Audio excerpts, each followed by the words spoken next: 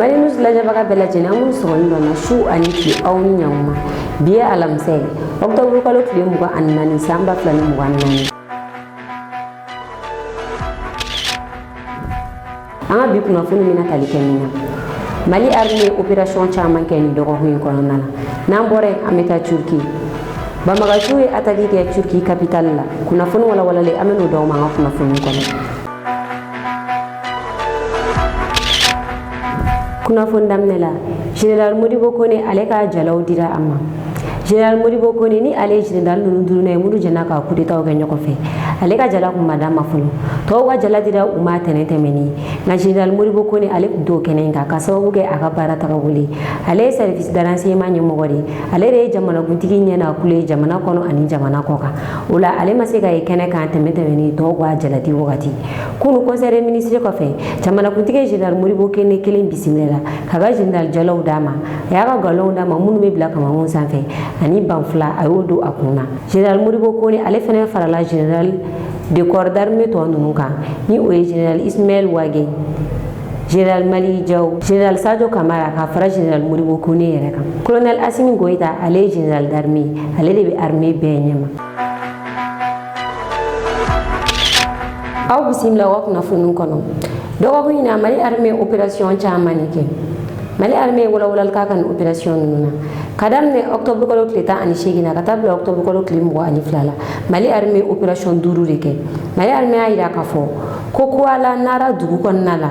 we ataki do bali ni no ataki munu gula ben no ni dugu jukoro fon ye bamaga chufe Mali armée ayira kafo ku ye ni ataki nunu bali wa bamaga chicha mane ni turala we dugu jukoro fen nunu be che kasoro Mali armée kasoro sikele ni mato ala o ko fe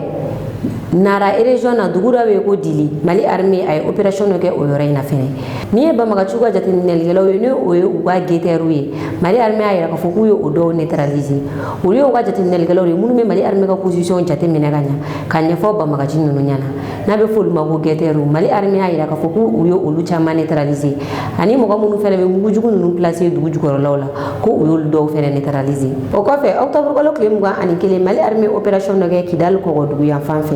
Mali armée bamaga chin nunu ka minen chamani mini wa kelege minon ayira la ka fo kelege minon jugu chaman mini minon na marfa kise jugu nunu mege sniper bol ale marfa jugu nunu o chamani mini minon na Mali armée o mine bamaga chin nunu fe ale ni piga pukele o gera zone mi konnala amasin entembeza ale ni tasi ni mala ma fe nunu na ni zone nunu ne konnala o dongele fe no gera auto bokalo kile muga anin kelen Mali armée ay opération no ge ideliman Mali armée ayira ka fo kuwe bamaga chuga carburant chama sezi indeliman duku konnala octobre galo kile muga ani flani o benatara tama mi etili kani o atakira bamaga chufe ni o yorobe sevare masunyana bamaga chimune o yoro nunu ataki Mali armée o bamaga chinu fana neutraliser o yoroina o kera octobre galo kile muga ani fla o ko fa fene segu Mali armée ayira ka fo kuwe bamaga chuga geter do neutraliser o yoro nunu na ale dugu kale no ka jaka do ko kuba blagata di bamaga chinu numa Mali armée o jaga nunu jatemine ka anyo be minola sabula bamaga chinu nunu da ko ngonnala ubena dafe dugu ni do la kana akorsi no dugla mo koy ulugo ga senege wanyo bo ga tadi bamaga chinu numa ko jaga Mali armée o jaga nunu uyu jatemine ko sebe ka ube mine ga sing mbora Mali armée ga opération munu da okulu kan san miye kidali tay ay o jawsoro werte ma la sigide me kidali ni ale to ko Sidi Al Beshiri ale reportage kala anga je anga ta jado la jengo fe commando spécial a mis hors d'état de nuire plusieurs terroristes saisis une importante quantité de munitions, des armes de guerre, un véhicule 4x4 et des produits pharmaceutiques. Les femmes de Kidal ont mené une opération d'opportunité les 19, 20 et 21 octobre.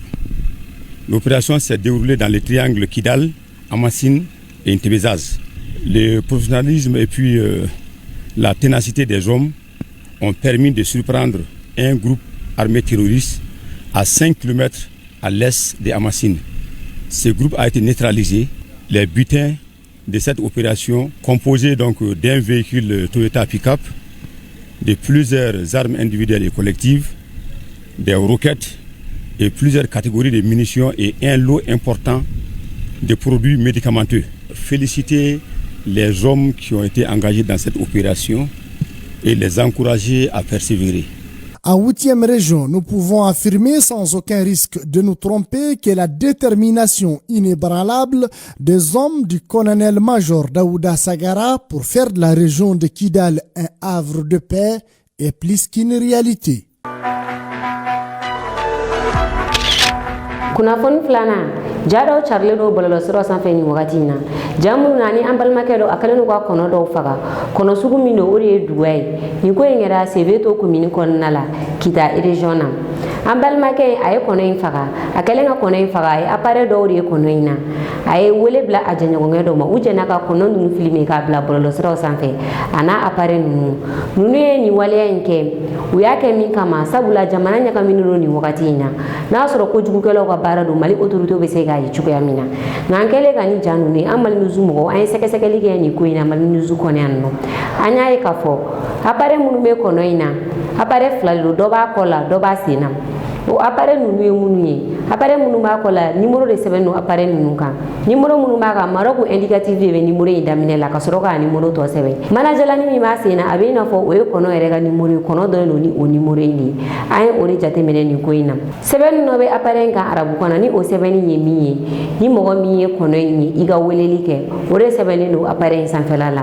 a sɛbɛnnen do arabu kan na an y'a traduit a b'o de yira n'i ye kɔnɔ in ye i ka weleli kɛ numéro in na olu ye ja in ta ka cari bɔlɔlɔ siraw sanfɛ sabula ko jamana ɲagaminen do mɔgɔ t'a dɔn ni kojugukɛlaw ka baara nɔ do nka n'i ye nin ko in ta k'a sɛgɛsɛgɛ kosɛbɛ ni ja ninnu ye min ye Maroc kɔnɔ ninnu mara yɔrɔbaw de bɛ nin nɔ ni o dɔw ye sɛgɛ ale ni dugaw ye u bɛ kɔnɔ ninnu mara Maroc kosɛbɛ walasa k'u lakana u siw kana tunu cogoya min na o kɔnɔ in dɔ de kun do appareil min bɛ kɔnɔ in disi la o ye appareil dɔ de ani min b'a kɔ la panneau fitinin de bɛ o appareil in kɔnɔna la a bɛ dɔ in charger carte mémoire de bɛ dɔ in kɔnɔna la kɔnɔ ninnu bɛ distance fɛn fɛn boli a bɛɛ bɛ se ka dɔn cogo min na u bɛ boli ka taa jamana minnu na olu bɛ se ka dɔn cogoya min na n'u bɛ balo minnu dun walasa kɔnɔ ninnu bɛ se ka lakanda n'u seginna ka na u bɛ appareil ninnu b'u kɔ la de ka jateminɛli kɛ u ye distance min boli u bolila ka taa yɔrɔ minnu na u taara jamana minnu na ani u ye dumuni sugu minnu kɛ walasa u bɛ se ka kɔnɔ ninnu lakana cogoya min na an ka maakɔrɔbaw b'a fɔ min ye duga ye ale n'i sɛgɛ olu ye kɔnɔ ye min ka ca an fɛ yan Afiriki kosɛbɛ nka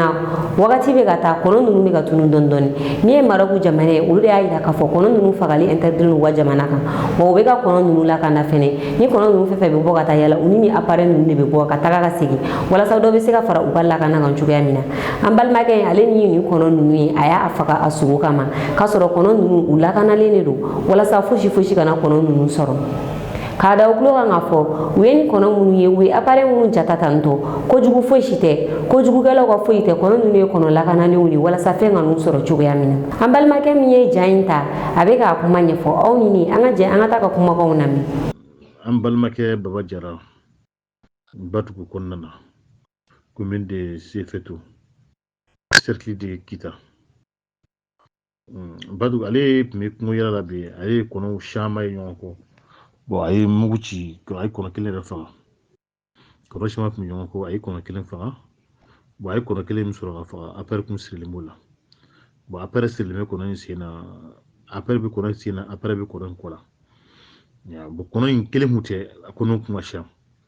appareil tun ma caman yɛrɛ de la fo kɔnɔ in ka ca appareil tun b'u caman bali la donc kɔnɔ ninnu u bɛ yala yala la yen nɔ bon mɔgɔ t'u bɔyɔrɔ dɔn mɔgɔ t'u tafan dɔn mɔgɔ min y'o bila ka na mɔgɔ t'o dɔn bon kɔnɔ in yɛrɛ kun bosola bolo ka ban yɛrɛ a ye kɔnɔ boso ka kɔnɔ in faga ka boso a ye kuma ɲɛfɔ an ye ko karisa Mali ko a ma nɔgɔn sisan dɛ appareil ninnu to i bolo yen nɔ ka na appareil ninnu bila fɔlɔ appareil ninnu to i bolo an ka appareil ninnu to i bolo quoi ni appareil ninnu to i bolo sisan donc an bɛ wele lase faamaw ma pour que u bɛ se k'a dɔn cogo jumɛn na a bɛ se k'a ye cogo jumɛn na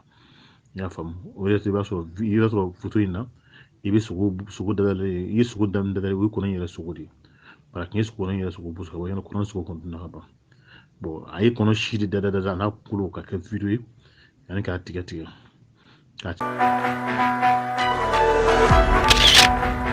kunnafoni sabanan AEC sigida sen kan nka AEC jamanakɔnɔdenw tɔɔrɔlen don kosɛbɛ nin ye kunnafoni gɛlɛn bi mɔgɔ caman tɛ fɛ ka kunnafoni min mɛn nka bamananw ko mɔgɔ tɛ ban i ɲɛ koli ma sabula k'a cilen don an bɛna kunnafoni da aw tulo kan an ye ja dɔw ye ja ninnu kɔnɔna la mogo baadi ne be mali ni burkina frontière la u y'a yira k'a fɔ maliyɛnw bɛ ka gɛlɛya don u donni na kosɛbɛ mali ni burkina frontière la ni o ye hɛrɛma kɔnɛ ye poste min bɛ o yɔrɔ in na a yirala k'a fɔ poste in donni ka gɛlɛn kosɛbɛ i kɛra maliyɛn o i kɛra burkinabé o i bɛ 100 de sara ka poste in tɛmɛ i bɛ ka don mali la i bɛ ka don burkina i bɛ 100 de sara walasa i ka tɛmɛ poste in na wa o t'a dɔrɔn ye n'i bɛ ka don mali la n'i ye 100 sara ka tɛmɛ poste in na fo ka taa fɔ i sera bamakɔ poste min bɛ a bɛ taa 6 la dɔw yɛrɛ ko fɔ 8 i bɛ wari sara o poste in bɛɛ la wa a bɛɛ n'a prix de don ko ni papier b'i bolo i donni bɛ nɔgɔya nka ni papier yɛrɛ t'i bolo u bɛ se ka wari minɛ burkinabé la fo ka taa se 2000 ma walasa i ka tɛmɛ o poste ninnu na a yirala k'a fɔ nin ko in bɛ kɛ mali la cogo min na a bɛ kɛ burkina ten nka ko mali ta ka jugu ni burkina ta ye kosɛbɛ an balimakɛ min bɛ ka nin kunnafoni di a y'a yira k'a fɔ ko nin ye fɛn min bɛ mɔgɔ jigilatigɛ kosɛbɛ sabula AES sigili ka ye min ye walasa AES jamanakɔnɔdenw bɛ se ka lafiya cogo min na ka tɛmɛ k'an to CEDEAO kan nka ko gɛlɛya bɛ AES jamanakɔnɔdenw kan wa o gɛlɛya tɛ ka da an ka mɔgɔ si fɛ fo an ka finitigilakaw yɛrɛ ko nin ye fɛn ye min ka gɛlɛn kosɛbɛ wa k'a ka gɛlɛn mali la yan nɔ ka tɛmɛ an dafɛ jamana tɔw kan bi m'a to nin kuma in bɛ fɔ ko mɔgɔ minnu bɛ don mali la wari min bɛ minɛ u la min bɛ don an dafɛ jamanaw la olu ta tɛ ten tɔ wa an dafɛ jamanaw olu fana b'a yira k'a fɔ n'olu ka mɔgɔw bɛ don mali la wari de bɛ minɛ u la o de la n'u bɛ don olu ka jamanaw fana na olu fana m'o wari kelen minɛ u la wagati sera mali autorité u ka ɲɛɲini kɛ nin ko in na sinon AES sigikan a bɛ gɛlɛya kosɛbɛ AES sigikan bɛ gɛlɛya AES jamanakɔnɔdenw ma an balimakɛ in bɛ k'a yira k'a fɔ ni AES sigikan kɛra nin ye ko o kɔrɔ ye a lafiya ka bon jamana ɲɛmɔgɔw de ma ka tɛmɛ jamanakɔnɔdenw yɛrɛ kan an minnu bɛ k'an lajɛ n'a sɔrɔ aw delila ka voyager ka taa an dafɛ jamanaw la ka selen postew la ko wari minnu minɛna aw la aw taara jamana minnu na a bɛ se k'a fɔ an ka commentaire kɔnɔ ani wari minnu minɛna postew la a bɛ se k'a fɔ an ka commentaire kɔnɔ yaasa an ka autorité ka se ka ye u ka yɛlɛma don a la sabula an dafɛ jamana ninnu bɛɛ u kumakan de ni olu ka jamanakɔnɔdenw bɛ ka don mali la wari min bɛ minɛ u la o de la ni maliyɛnw bɛ ka taa olu ka jamanaw kan u fɛnɛ b'o ɲɔgɔn ye maliyɛnw na a bɛɛ b'a ka kumakan ninnu bila an ka commentaire la sabula an ka autoritéw ka se k'a ye u ka ɲɛɲini kɛ nin ko in na kunnafoni naaninan burkina autorité y'a laɲini k'a fɔ k'u ka juges bɛ fini min don k'u ka kiiri tigɛ k'a fini ka dilan u yɛrɛ fɛ burkina u ka kunu conseil des ministres la ni décision in taara yen nɔ u y'a yira k'a fɔ ko magistrats bɛ fini min don a fini ka dilan u yɛrɛ ka jamana kan ko n'a fini dilanna u yɛrɛ ka jamana kan n'u bɛ taa wari min don a la jamana wɛrɛ kan a wari ka ca n'o ye fɔ siɲɛ 5 o kɔrɔ b'a yira k'a fɔ n'u bɛ taa fini ninnu san jamana wɛrɛ kan a den kelen kelen bɛ se ka san 25,000 nka n'u b'a dilan burkina yɛrɛ a bɛ se ka 50,000 burkina autorité y'a laɲini k'a fɔ k'u tɛ se k'u ɲɛ tugu nin somme baden kan a ka ta ka bɔ u ka jamana kɛsu kɔnɔ ka taa don jamana wɛrɛ la u y'a laɲini k'a fɔ ni fini ninnu a ka dilan u yɛrɛ ka kɔɔriw la u ka jamana kɔnɔna la o kɔfɛ fɛnɛ u ka avocat ani u ka huissiers jamana tɛ olu min ka fini san n'olu yɛrɛ b'u ka fini san u yɛrɛ u kumana olu fɛnɛ fɛ nin ko in na olu bɛ fini minnu san a bɛɛ ka dilan burkina kɔɔrikolo yɛrɛ la a wari kana ta ka taa don jamana wɛrɛ la nin ye fɛn min bɛ dɔ fara jamana ka développement kan kosɛbɛ ni kunnafoni dira burkina ministre de la justice yɛrɛ fɛ ni ale tɔgɔ ye Inasi Orodenik Bayala an ka jɛ an ka taa ale ka kumakan ninnu lamɛn burkina conseil des ministres kɔfɛ. Le conseil a adopté 2 décrets dont l'un porte définition des caractéristiques et des conditions du port du costume des magistrats. Le second porte définition et les conditions du port du costume du greffier. Comme vous le savez, notre pays est engagé dans une voie d'autonomisation, d'indépendance réelle et véritable. Et bien entendu, dans le processus de produisons ce que nous consommons, il a été adopté le 28 avril 2023 en Conseil des ministres un décret qui fait la promotion du Faso d'Anfani et du Cocodonda. Donc s'inscrivant naturellement dans cette logique et sous l'impulsion effectivement du chef de l'État et du Premier ministre, notre département ministériel a entrepris effectivement d'habiller le personnel judiciaire composé des magistrats et des greffiers, bien entendu dans un premier temps parce que nous avions entrepris déjà au niveau des autres professions judiciaires des discussions pour qu'ils puissent également emboîter le pas pour que leurs costumes, qu'il s'agisse des avocats, des huissiers, des notaires, bien entendu, si ces discussions aboutissent, qu'ils puissent également emboîter le pas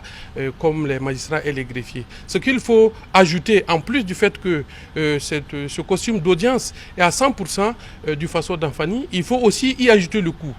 Aujourd'hui, ce costume est obtenu 5 fois moins cher et que cela n'était par rapport au costume d'audience des magistrats et des greffiers importés.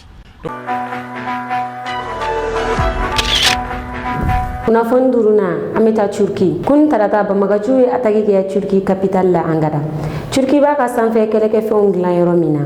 n'a bɛ fɔ yɔrɔ in ma centre aérospatial u yɛrɛ o yɔrɔ in de attaqué. Banbagaci minnu ye attaque in kɛ u mɔgɔ 3 de kun don. U kun bɛ mobili la 2 kun bɛ ɲɔgɔn kɛrɛfɛ 1 kun bɛ kɔfɛ. U jɔra yɔrɔ min na u jiginna ka bɔ mobiliw kɔnɔ ka tir daminɛ.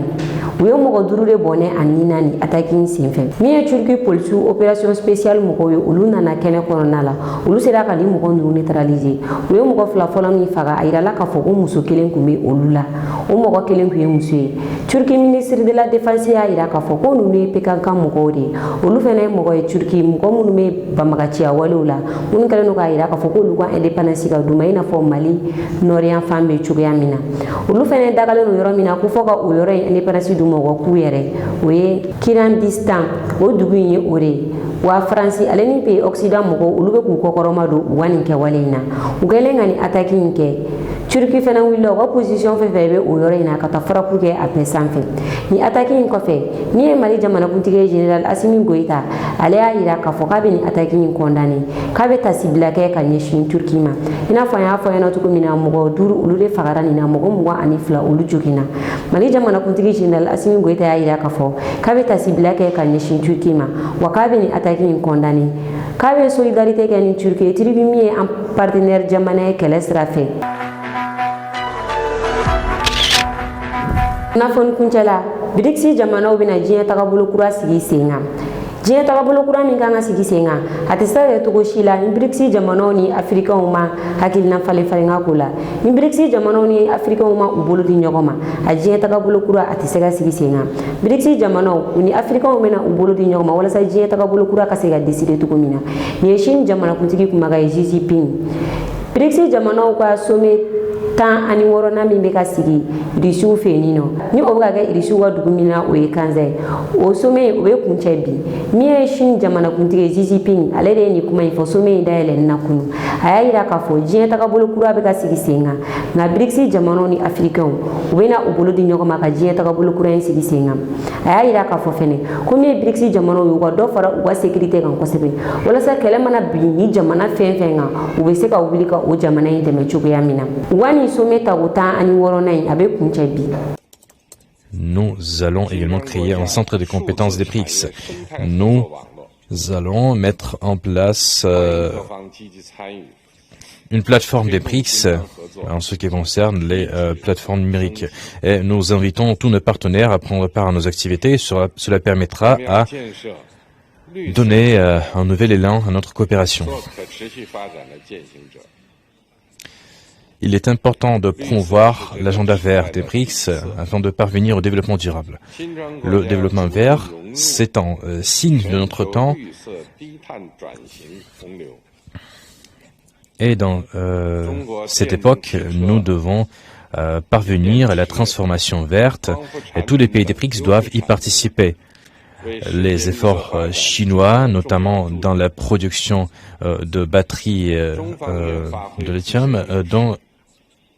donne un nouvel élan au développement mondial. Et en utilisant ces avantages,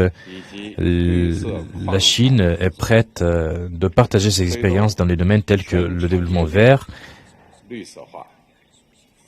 et l'extraction verte des ressources naturelles. Et enfin, nous allons améliorer la vie de notre population et améliorer et renforcer le développement de nos pays membres des BRICS. Il faut promouvoir l'agenda juste des BRICS afin de perfectionner le système de gestion administratif.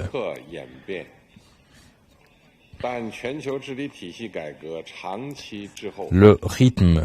de réforme en ce sens ne correspond pas à la situation sur la scène mondiale et à l'équilibre de force, donc nous devons nous attacher au principe du multilatéralisme, nous devons aborder toutes ces questions ensemble, nous devons poursuivre la réforme de la gestion administrative mondiale sur un pied de respect mutuel et sur un pied d'inclusivité. Nous devons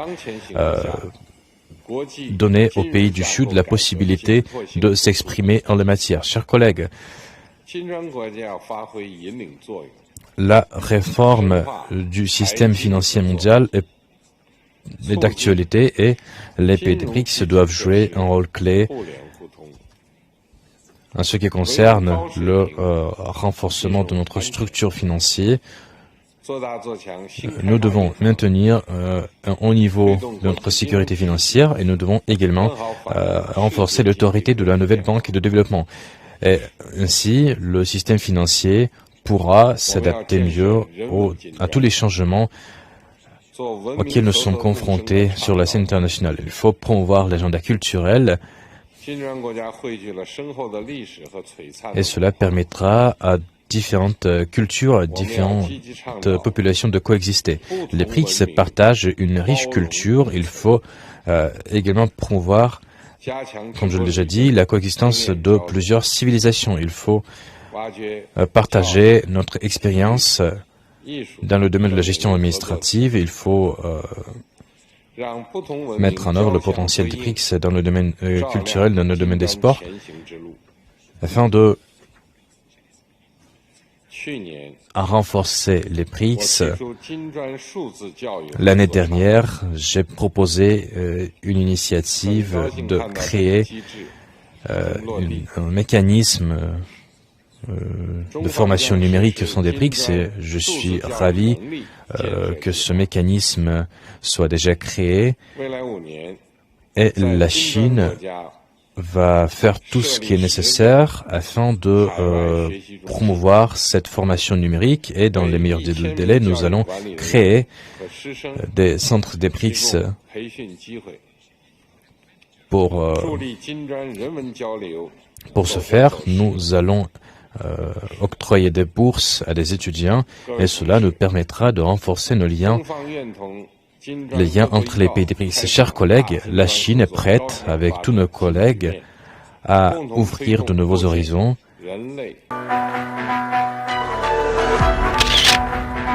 Nino bi anga bi kuna fone kada aw pluka aw ni ci aw kala jal woni mana anga foli ba la jabaga bela jeni kerger na mulu mi kana jaga bo Niger aw kambe wakati wel